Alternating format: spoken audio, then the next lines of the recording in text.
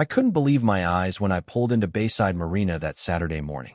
A gleaming white yacht, easily 60 feet long, was jammed sideways into my slip like someone had tried to wedge a luxury liner into a compact parking space. My humble 24-foot fishing boat, the Tide Chaser, bobbed helplessly outside, tethered to a temporary cleat. A woman in oversized designer sunglasses lounged on the yacht's deck, sipping what looked like a mimosa. She waved at me with her free hand, her diamond bracelet glinting in the morning sun.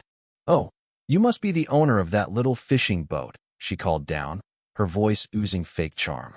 "Don't worry, I've already cleared this with the proper authorities. I can park wherever I want." My jaw dropped. "Excuse me? This is my slip. I've paid for it.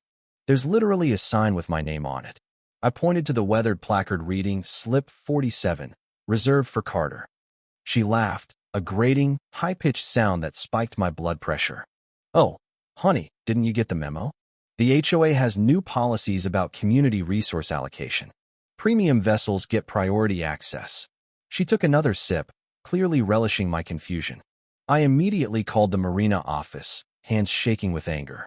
The manager, Tom, answered on the third ring. "Yeah, I know about the situation," he said before I could explain. "That's Veronica Langley. She's the new HOA president, and she showed me some official-looking paperwork. Said it was all approved. Let me back up and explain how we got to this absurd moment. I'm Ethan Carter, and I've owned Slip 47 at Bayside Marina for 8 years. It came with my house in the Coastal Pines subdivision, part of the waterfront property package. Every weekend, I take the Tide Chaser out for some fishing, maybe snag some snapper or grouper. It wasn't fancy, but it was mine. Veronica Langley, who insisted everyone call her Vicky but acted like she deserved a royal title, had moved into the neighborhood 6 months ago. From day one, she'd been on a mission to transform our quiet community into what she called an elevated standard of coastal elegance. Within weeks of arriving, she'd maneuvered herself into the HOA president role after the previous president, sweet old Mrs. Larson, abruptly stepped down. Rumors swirled that Veronica had threatened her with violations over her vintage flamingo lawn ornaments, but no one could prove it. Since taking over, Veronica had been flexing her authority with gusto. New rules popped up weekly. No street parking after 8 p.m., grass couldn't exceed 2 inches, holiday decorations were limited to 7 days before and 3 days after the holiday. Most of us grumbled but complied, figuring it wasn't worth the fight. But this yacht situation? This was theft, plain and simple. I marched back down the dock to confront her again. "Veronica, I don't care what shady paperwork you've cooked up. This is my slip.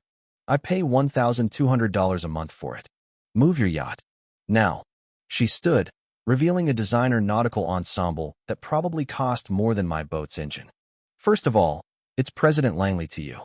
Second, I suggest you read the new HOA bylaws, Section 17, subsection C.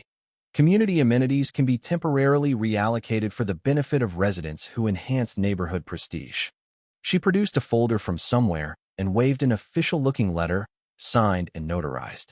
"This grants me temporary priority access to any community amenity I deem necessary for HOA business.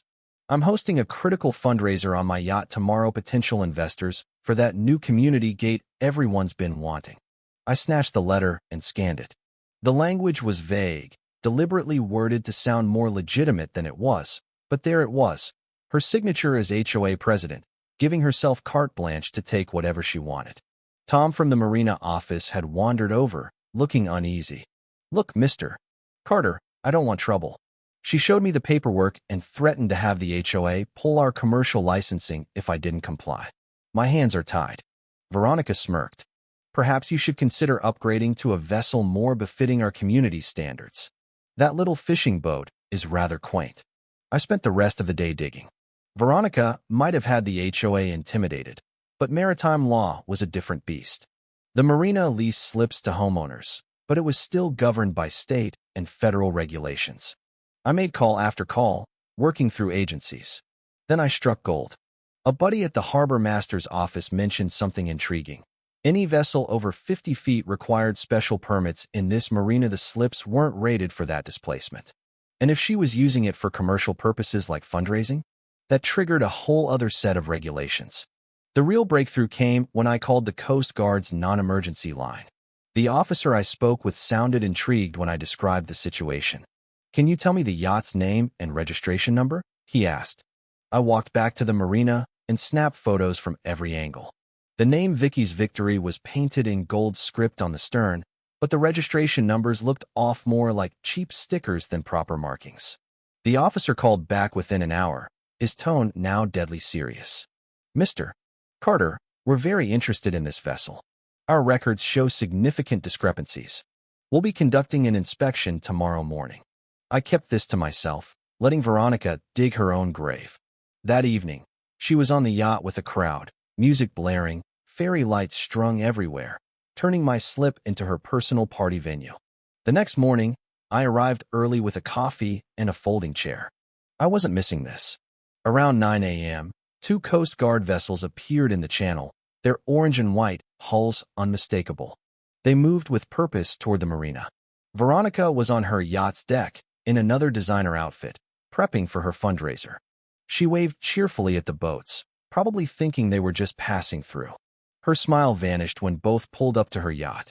For uniformed officers boarded without fanfare. I could hear their conversation from my chair on the dock. "Ma'am, we need to see your vessel documentation, registration, and operator's license," the lead officer said.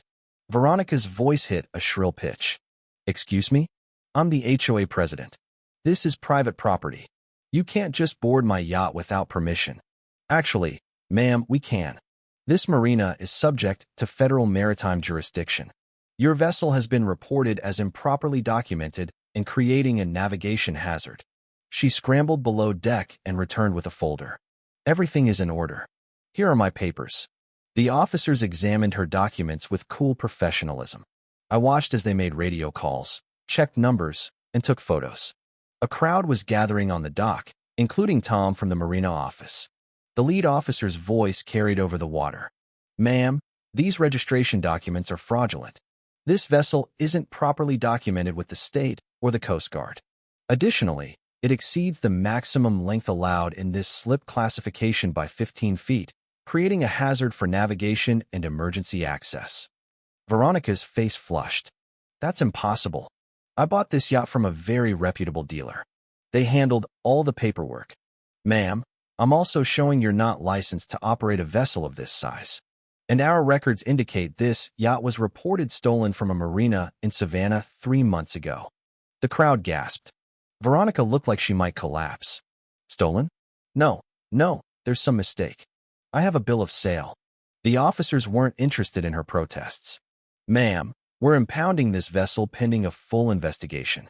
You'll need to come with us to answer some questions." What followed was a slow-motion train wreck. The Coast Guard called in a commercial towing service. Veronica screamed about discrimination, threatened lawsuits, and demanded to speak to everyone's supervisors. She name-dropped every important person she claimed to know, insisting this was a misunderstanding orchestrated by jealous neighbors. The growing crowd on the dock included someone live-streaming the chaos. Veronica's carefully crafted image of authority crumbled as she was escorted to a Coast Guard vessel, still protesting. Extracting the yacht was a meticulous operation. The tow service took nearly 2 hours to maneuver the oversized vessel out of my slip without damaging the dock or neighboring boats. Veronica watched from the Coast Guard boat, her designer outfit disheveled, her sunglasses long gone. As the yacht was towed away, Tom approached me, apologetic. "Mr. Carter, I'm really sorry about this. I should have verified her paperwork better. Your slip is ready for your boat whenever you want to bring her back." The crowd dispersed, buzzing with excitement. I moved the Tide Chaser back into slip 47, feeling a deep satisfaction as I tied her off where she belonged. The investigation's revelations came fast. Veronica had bought the yacht through a shady online dealer specializing in boats with murky origins. She'd paid cash, no questions asked, thinking she'd scored a deal. The fraudulent registration came from the same dealer. Within a week, criminal charges were filed. Possession of stolen property worth over $500,000, operating an unregistered vessel, and creating false government documents, among others. An emergency HOA meeting was called for Thursday evening. The recreation center was packed, standing room only. Veronica's empty president's chair sat at the front like a silent rebuke. The vice president, a reserved librarian named Sarah Kim, called the meeting to order. As you all know, recent events have necessitated a change in leadership. Veronica Langley has submitted her resignation from the HOA board, effective immediately. The vote to accept her resignation was unanimous, as was the vote to reverse all her recent policy changes. As people filed out, several stopped to shake my hand or clap me on the back. 2 days later, a for sale sign appeared in front of Veronica's house, priced well below market value, a sign of a desperate seller. Word was her legal bills were piling up fast.